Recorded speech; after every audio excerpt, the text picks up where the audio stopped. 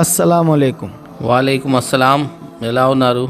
Breakfast అయిందా? అల్హమ్దులిల్లా. దోశలు parcel తెచ్చాను, ఇప్పుడు తినాలి. ఏంటండి ఇన్ని కవర్లు ఉన్నాయి? ఈ కవర్లో బ్రేక్ఫాస్ట్, ఈ కవర్లో ఫ్రూట్స్, ఈ కవర్లో ఇంటి సరుకులు, ఈ కవర్లో కూల్ డ్రింక్స్, ఇంకా వేరే వేరే సరుకులు వేరే వేరే కవర్లో ఉన్నాయి.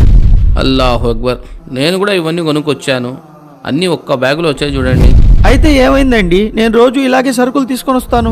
ప్రతిరోజు ఇన్ని కవర్లు వాడడం తప్పు, పాపం కదా. ప్లాస్టిక్ కవర్లు వాడడం తప్ప, పాపమా? ఎలా అవుతుంది? ఒక్కటి అడుగుతాను చెప్పండి, అసలు ముస్లిం అంటే ఎవరు? దేవుడు ఒక్కడు మాత్రమేనని, ప్రవక్తల్ని పరలోకాన్ని విశ్వసించిన వాడిని ముస్లిం అంటారు. ఇది ముస్లింలు మనసులో వ్యక్తపరిచే విశ్వాసం. మరి సామాజిక జీవితంలో ముస్లిం అంటే ఎవరు? ఎలా ఉండాలి? ఓహో, సొసైటీలోనా? నిజమైన ముస్లిం అంటే తన చేతుల ద్వారా కానీ తన మాటల ద్వారా కానీ ఇతరులకు రవ్వంత హాని కూడా చేయనివాడు. అవును కదా. మరి మనం వాడే ఈ సింగిల్ యూస్ ప్లాస్టిక్ 90% రీసైకిల్ చేయబడవు. మనం వాడి పడేసే ఈ ప్లాస్టిక్ కవరు భూమిలో కలిసిపోయేందుకు 200 సంవత్సరాలు పడుతుంది.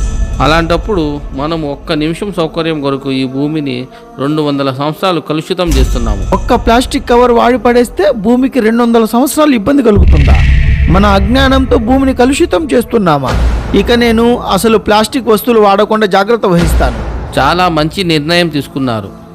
ఇలా చేయడం వల్ల అల్లాహ్ మన తప్పుల్ని పాపాలని క్షమిస్తాడు మరియు పరలోకంలో ఘోరమైన శిక్ష నుండి కాపాడతాడు. ప్రకృతి పరిరక్షణలో ప్రతి ఒక్కరం భాగస్వాములం అవుదాం. హానికరమైన ఈ ప్లాస్టిక్ కవర్ల బదులు ప్రకృతిహితమైన బ్యాగుల్ని వాడదాం.